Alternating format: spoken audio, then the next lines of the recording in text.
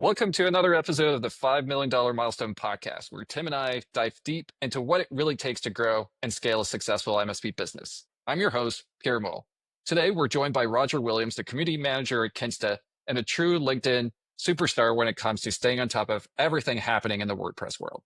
If you've been following WordPress trends, security developments, or hosting insights on LinkedIn, you've likely seen Roger's valuable contributions to the community. And this conversation is particularly important for MSPs because WordPress powers over 40% of all websites on the internet, which means your clients are more than likely running WordPress sites that need proper security, maintenance, and performance optimization. Roger is going to share insights from Kinsta's front lines about the most common security vulnerabilities they're seeing in 2025, how AI is changing the WordPress security landscape, and why accessibility isn't just about compliance, it's about performance and conversions. So whether you're currently managing WordPress sites for clients or considering adding WordPress services to your MSP offering, Roger is going to share some actionable insights that could help you protect your clients better while growing your recurring revenue streams. So let's dive in and learn from one of the most connected voices in the WordPress community. With no further ado, hi, Roger. Welcome to the program again. Great to have you back. And yeah, how are you doing today? I'm doing really great now, Pierre. After that intro, wow, I feel really awesome. Thank you so much for the kind words.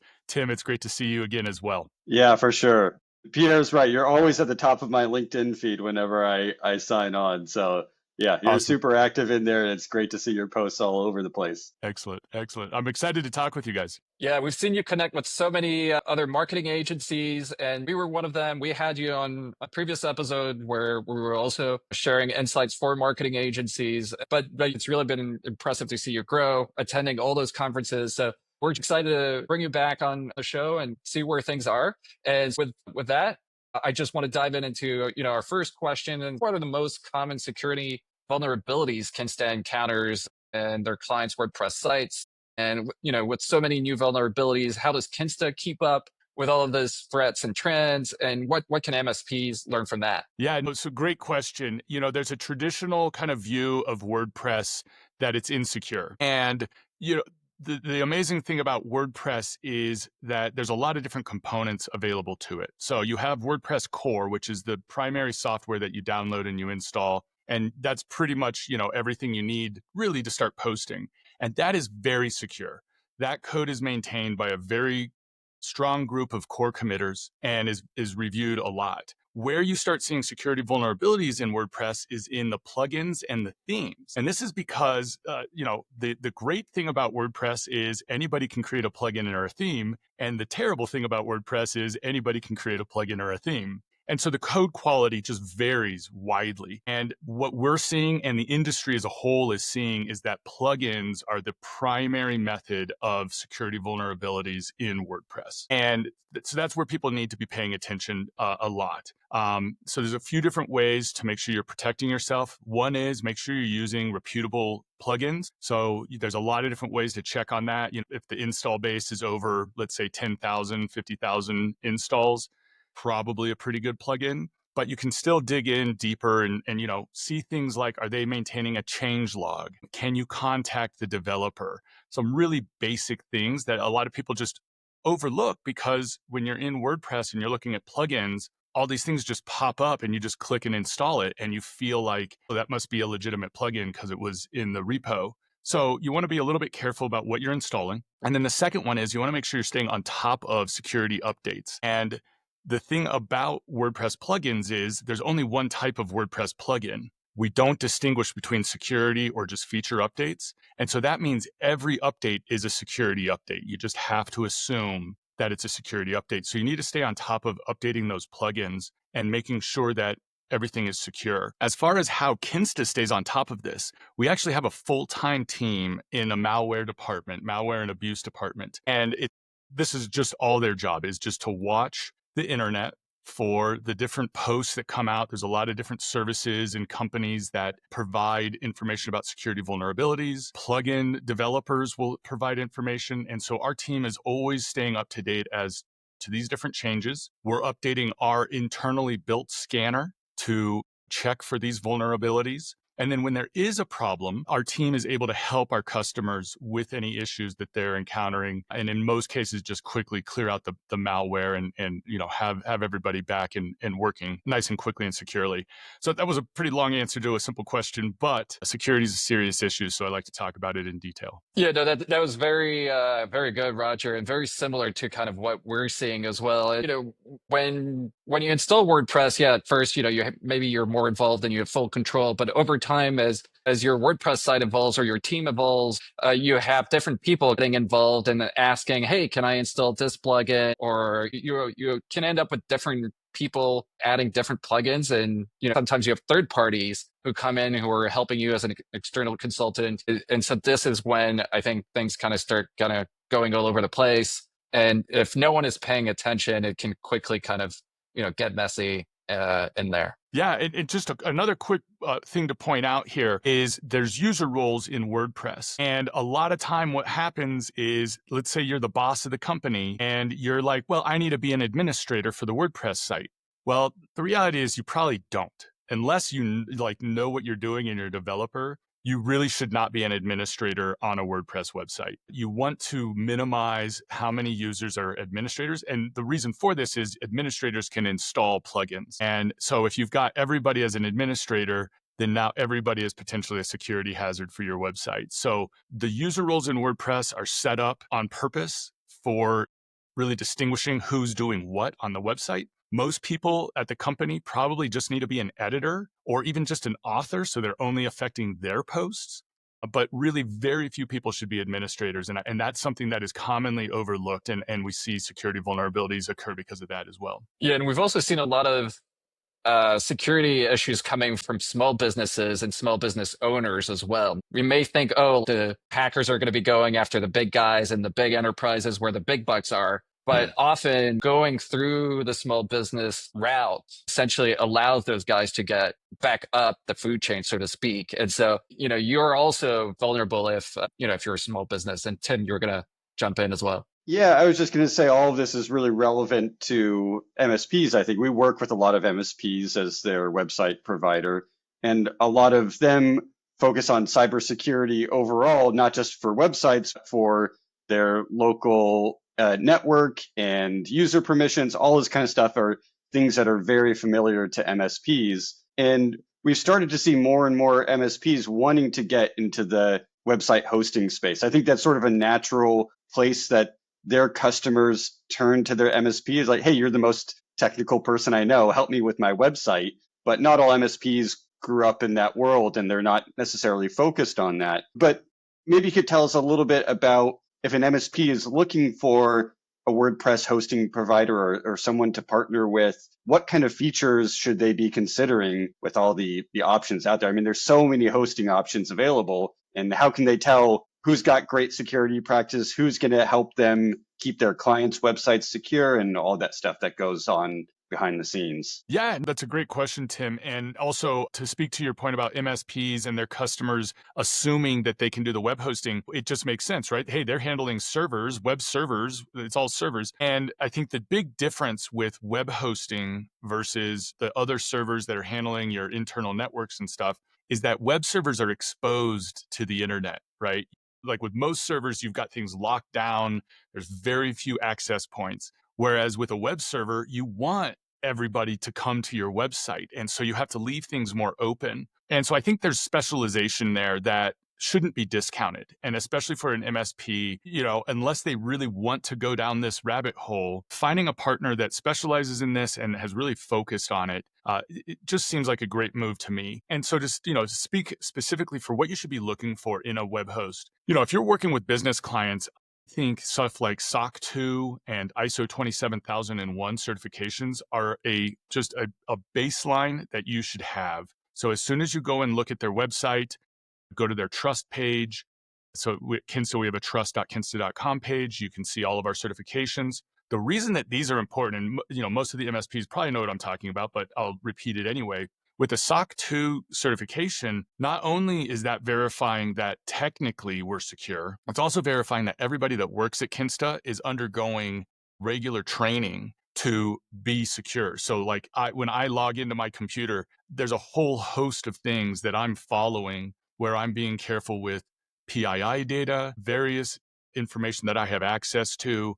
The different tools that we use are all verified by a third party to make sure that we are secure for our clients and their clients. And ISO 27001 is a very similar thing. That's definitely more on the technical side. But again, it's making sure that our system administrators are following protocols so that everything is secure from the ground up. After that, let's start talking about like logins. So at Kinsta, we enforce two-factor authentication for all customer login accounts to the Kinsta dashboard. Anymore, that should just be table stakes. Again, the MSPs know what I'm talking about here, but with two-factor authentication, you're just adding that extra layer of security so that if somebody is flippant with their password, they've written it down on their desk or something, and somebody now has the password, if they've got two-factor authentication involved, then they're still protected. So, these little steps as far as access go are really important. After that, we've got, like I mentioned, we have a full-time malware and abuse team. So they're always watching for different security threats that are happening. We also have a full-time sysadmin and DevOps teams who are also monitoring all of our systems and just really making sure that everything's buttoned up. And then after that, the partnerships that they're working with. So we work with very well-known partners. Everything is built on the Google Cloud platform, very well-known provider of cloud services around the globe, very secure. And then also we work with Cloudflare, which is the leading denial of service DDoS provider out there and CDN provider. And so we've got really strong partnerships with those companies. And I think that really goes a long way to speaking towards how serious a hosting company is taking security. One thing I want to give a shout out to as well is your frontline support team, because we go to them all the time whenever there's an issue that we can't troubleshoot on our own, or we just can't find the solution to. We just go straight to Kinsta. Someone answers us right away, and we're immediately troubleshooting the problem. We're getting escalated to someone else who can go into the site and fix it for us. So just having that is like a security blanket to know that Kinsta's there ready and waiting to help whenever we need that help as well. But I think that's something MSPs would greatly benefit from as well. They might not be the complete experts in all things web, but the Kinsta support team is there to help them out when there's something they don't know how to troubleshoot on their own. Absolutely. And just to jump in real quick, again, thank you so much for bringing up the support team.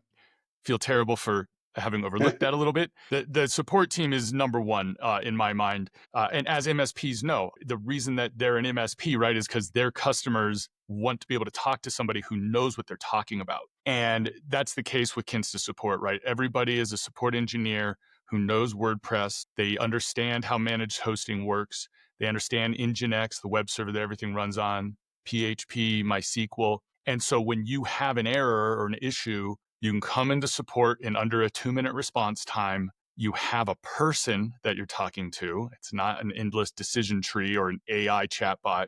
It's a person. They immediately start figuring out what you're experiencing, troubleshooting it, getting you an answer.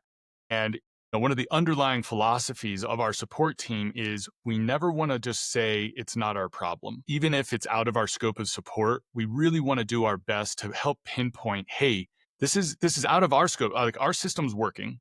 We've verified that. What we've identified is either this plugin or something about your website is having an issue, and that's where you need to focus on. And we'll try and get as much information for you, through various methods of investigation. You also have access to an APM tool, application performance monitoring tool, where you can find exactly what function and what database queries causing a delay or whatnot. And then, if you've got a partner like Pronto is going to jump right in with that information, get to work, get everything sorted out, and get everything high flying again. So great point with the support team. Never want to discount that. And I think a really cool feature that I like to highlight about Kinsta support is we're a global company and we're fully remote.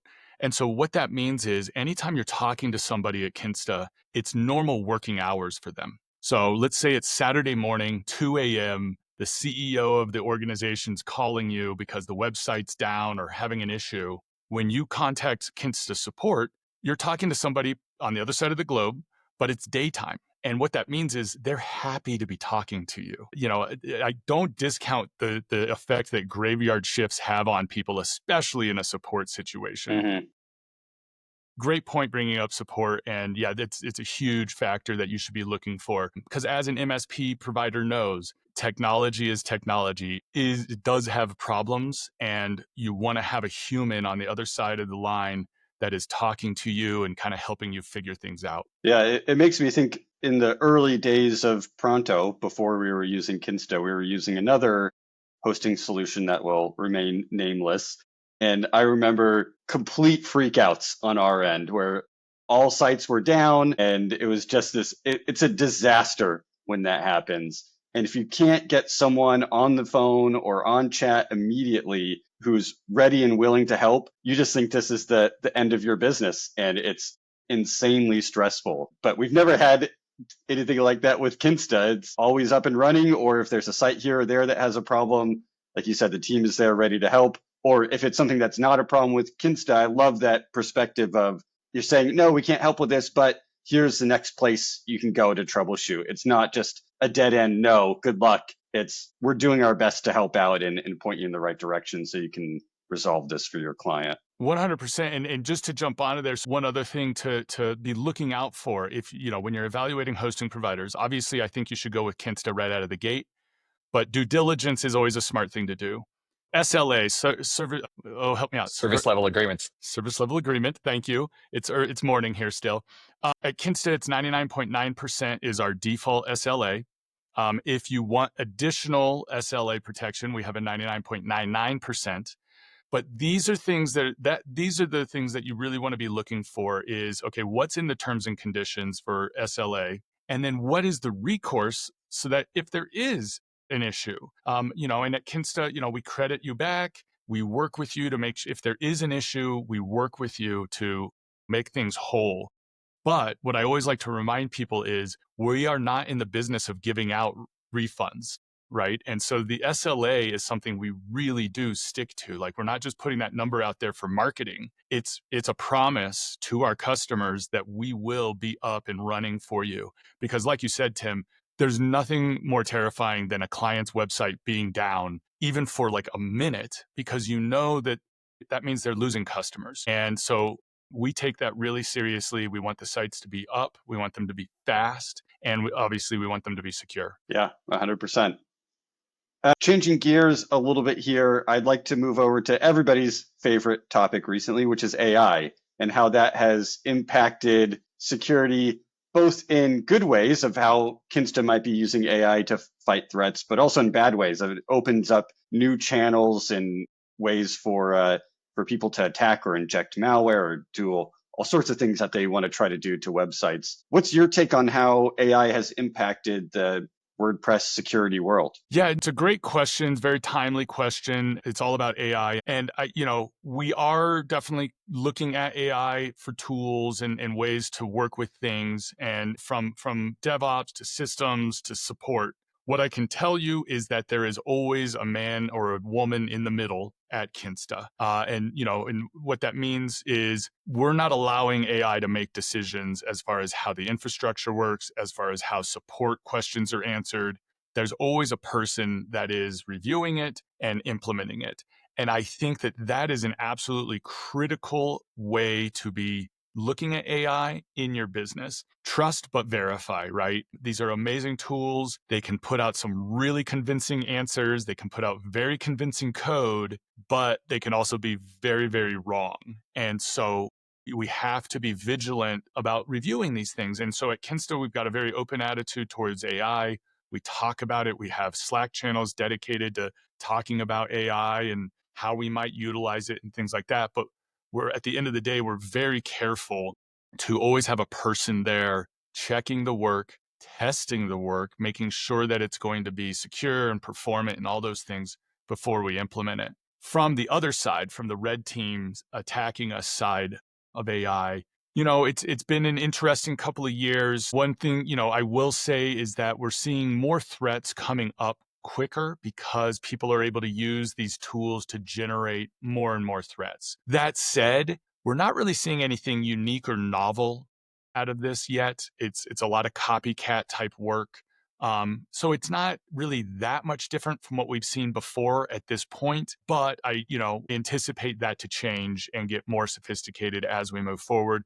And again, having that dedicated malware and abuse team and another dedicated security team, always looking at these threats and always analyzing, what's on the horizon, what's coming next, and really staying ahead of it is absolutely critical. And I think, again, tying back into our partnerships with Google and Cloudflare, these are both leading edge companies looking at these threats as well. And we work with them and as partners to make sure that our customers are getting everything that they need. Yeah, that's really interesting. It kind of sounds like Kinsta's approach to AI is similar to where we're at with AI as well, where, yeah, we talk about it all the time in our team meetings. We're sharing ideas of how we've used it to become more efficient, but there always must be a human element there. AI is not at this point yet where it's just going to run and do everything. And I think it's still a ways away from that. So yeah, we want to be experimenting with it, but we still want our clients to feel like they're talking to a human, that a human has thought through their request and done the thing, even if it requires reading between the lines, where AI might just give you a straight answer that misinterpreted something. So it's interesting that seems like we're kind of at the same place there. It's not a fun tool, a helpful tool, but I guess fun also. But it's not something that I think is at a point where it's replacing any of the processes or the critical thinking that real people do to make sure work gets done correctly. Yeah, absolutely. And kind of like continue on that thread a little bit, I think there's a ton of hype in the AI right now, right? I mean, these are massive companies. They're spending a ton of money. And so naturally, they're going to be hyping up AGI and, these amazing advances that are just over the horizon. And, I think at Kinsta and personally also, I'm on a wait and see approach, right? Like I want to play with the tools. I want to test them out. But so far, none of it has convinced me that I can just hit play and go have some cocktails. I need to be paying attention. I still need to do work. It's helping me to work maybe faster. It's helping me to find an answer maybe quicker. But I still need to be looking at it. And our experts still need to be looking at the output and testing it rigorously. And so I'm excited to hear Pronto's having the same approach. Great minds think alike. What can you say? Yeah. Yeah, like you Exactly. said, it's really the speed factor, which is really causing challenges or helping you out one way or the other. And we've definitely seen a lot of those like vulnerabilities, alerts coming in, and it feels like they're coming in faster every day. So for sure, there's a lot of challenges there. Moving on beyond security, when we've talked a lot about security challenges in WordPress, but there's more to WordPress than just security. There's your overall maintenance, and then there are other elements that are coming up lately a lot, which is accessibility, right? Yes. And so and kind of beyond that compliance element, how does building an accessible WordPress website directly impact its overall performance and conversion rates? And kind of getting and essentially it's kind of looking at how all those technical challenges across the board then impact your SEO and then eventually your conversions and the leads you get and your bottom line at the end of the day. Yeah, no, absolutely. I think accessibility is a really fascinating topic. As I'm getting older, accessibility is just becoming more important to me, right? I mean, my eyesight is not what it used to be. My hearing is not what it used to be. And so having websites that are accessible, yes, it immediately impacts anybody with a real disability, right? It's somebody who can't see or hear. Having an accessible website goes from 0 to 1, right? That the classic adage of actually creating a customer. But we should expand our horizons and consider everybody else, right? At different points in our lives, people are going to have injuries. As we age out, we're going to have reduced capabilities. And so an accessible website answers the call to all of the customers, right? And what we see is that the conversions go up on an accessible website, which just makes sense. You've got the people, 8%, I think, of the global population is considered disabled. So you're actually creating customers out of those people who before they couldn't even use your website. And then for the rest of us, having better contrast of colors, being able to see the checkout button, having alt text so that, when I can't, maybe the image isn't loading or something, there's at least some placeholder text that's telling me what the image is about. All of these things contribute to more click-through rates, longer time on page. And so backing up a second, so that's from the person side, the human side, right? The website is easier to use. From the technical side, you've now got a semantic markup. So when the bots come and crawl your website from Google and Bing and these other search engines, they're more easily able to identify what the page is about and therefore rank it appropriately.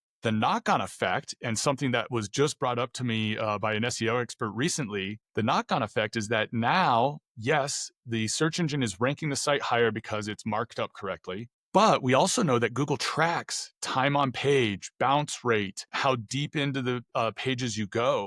And so once I now go to your website and it's accessible, the human element now takes over again, and I'm spending more time on your site. I'm clicking through to more things on your site, and all of that data is going back to Google, further increasing your search engine rankings. And so there's so much to accessibility. And yes, you brought up there's compliance issues, especially the EU next month in June of 2025. The hammer's coming down, right? They're going to have a lot of legislation and regulation. And so in the EU, you've got to, and if you're doing business in the EU, you're going to have to be paying attention to accessibility. In the US right now, we don't yet have that at the federal level.